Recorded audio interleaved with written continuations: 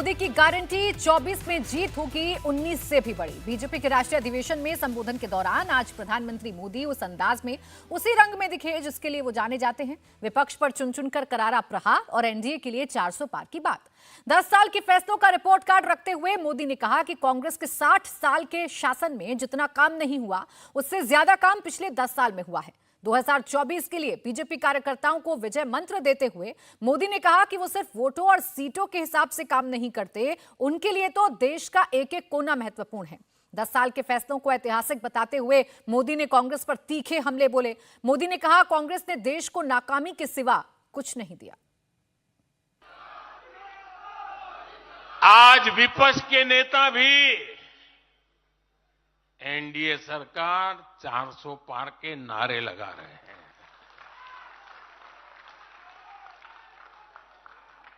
और एनडीए को 400 पार कराने के लिए भाजपा को 370 का माइलस्टोन पार करना ही होगा।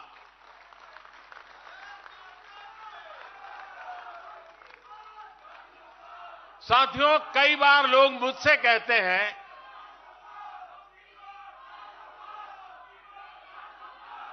मुझे कहते रहते कि अरे मोदी जी, आपने इतना तो सब कुछ क्या कर लिया, जो बड़े बड़े संकल्प आपने लिए वो तो पूरे कर लिए, अब क्यों इतनी भागदौड़ करनी। साथियों, पूरा देश मानता है 10 साल का बेदाग कार्यकाल और 25 करोड़ लोगों को गरीबी से बाहर निकालना ये सामान्य उपलब्धि नहीं है।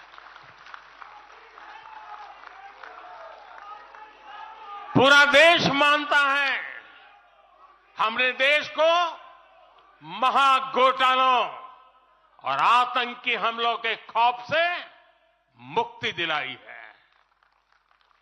पूरा देश मानता है हमने गरीब और मिडिल क्लास का जीवन बेहतर करने का प्रयास किया है। तो प्रधानमंत्री नरेंद्र मोदी ने न सिर्फ अपने 10 साल के शासनकाल का जिक्र किया, बल्कि आने वाले वक्त में अगर वो फिर से सत्ता में वापसी करते हैं तो उन्हें क्या करना है, उनका रोडमैप क्या है, देश को किस दिशा में लेकर जाना है, किस ऊंचाई पर लेकर जाना है, ये भी आज पीएम ने क्लियर कर दिया। समीर जी, एक लाइन में अगर कहें तो पीएम ने पूरा का पूरा भाषण इस तरफ अपना समाहित रखा कि हमने उपलब्धि तो हासिल की, हमने ऐतिहासिक काम तो करके दिखाए, जिसको एक सांस में पीएम कहते हुए नजर आ रहे थे। चाहे 370 की बात करिए, राम मंदिर की बात करिए, 3 तलाक की बात करिए, हम आगे क्या करेंगे ये भी पूरे देश के सामने रख दिया है। निश्चित रूप से प्राची जी, देखिए, आज प्रधानमंत्री मोदी ने इस बात का जिक्र नहीं किया कि आने वाले 5 साल में वो क्या करेंगे। आप देखेंगे जब लोकसभा के सत्र में जो संबोधन हुआ था, उस सत्र में भी उन्होंने अपनी अगले 5 साल वो क्या करने वाले इसका जिक्र किया था। और देखिए, आज प्रधानमंत्री मोदी ने बहुत स्पष्ट बताया कि कैसे 370 सीटों का माइलस्टोन भारतीय जनता पार्टी के कार्यकर्ताओं को तय करना है और 370 जो भारतीय जनता पार्टी टारगेट लेकर चल रही है वो कैसे अचीव करना है। आज प्रधानमंत्री मोदी ने कहा कि आज 18 फरवरी है और 18 साल के जो युवा हो चुके हैं वो 18वीं लोकसभा के लिए मतदान करेंगे, तो उनसे जाकर मिलना है और उन्हें भारतीय जनता पार्टी के अचीवमेंट्स के बारे में बताना है, केंद्र सरकार की योजनाओं के बारे में बताना है और देश के हर लाभार्थी से मिलना है, उन्हें प्रधानमंत्री का प्रणाम कहना है और बताना है कि प्रधानमंत्री मोदी ने 10 साल में काम किया है।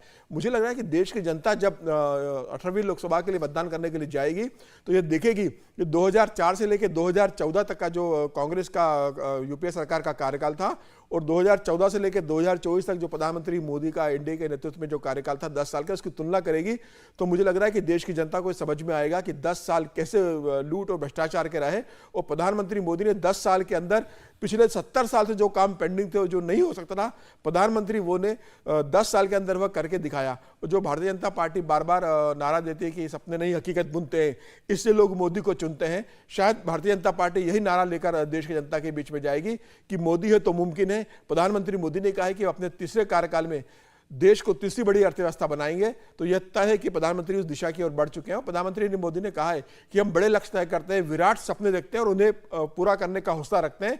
देश की जनता मोदी पे भरोसा करती है। मुझे लग रहा है आज प्रधानमंत्री मोदी ने कांग्रेस का इतिहास भी बताया, कांग्रेस के कार्यकाल में भ्रष्टाचार का भी जिक्र किया और अपने 10 साल का पूरा लेखा जोखा देश की जनता के सामने रखा है।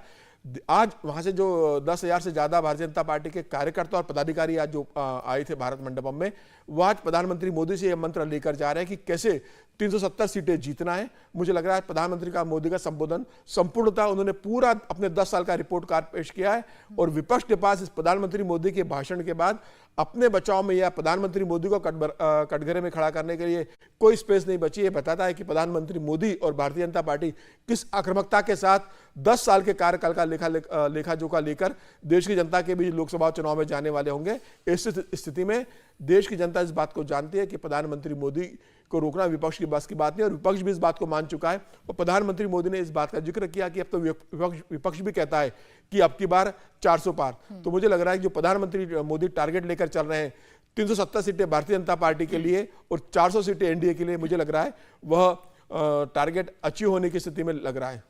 यानी भविष्य में कैसे भारत आगे बढ़ेगा ये भी पीएम बता रहे थे कि आप देखिए सपने छोटे नहीं होंगे, सपने भी बड़े होंगे और संकल्प भी बड़े होंगे। और सबसे बड़ा संकल्प यही है कि तीसरे टर्म में हमें तीसरी सबसे बड़ी अर्थव्यवस्था भारत को बनाना है। इसके साथ ही साथ जिस बात को लेकर हर्षवर्धन जी विपक्ष सबसे ज्यादा हमलावर रहता है, आप दबाव बनाने की कोशिश करता है मोदी सरकार पर, वही मोदी सरकार का सबसे बड़ा हथियार भी है भ्रष्टाचार पर कार्रवाई। और वही एग्रेसिवली जाते जाते पीएम कह रहे थे कि देश को भरोसा है कि भ्रष्टाचार पर कोई सख्ती से काम करेगा तो वो मोदी सरकार है।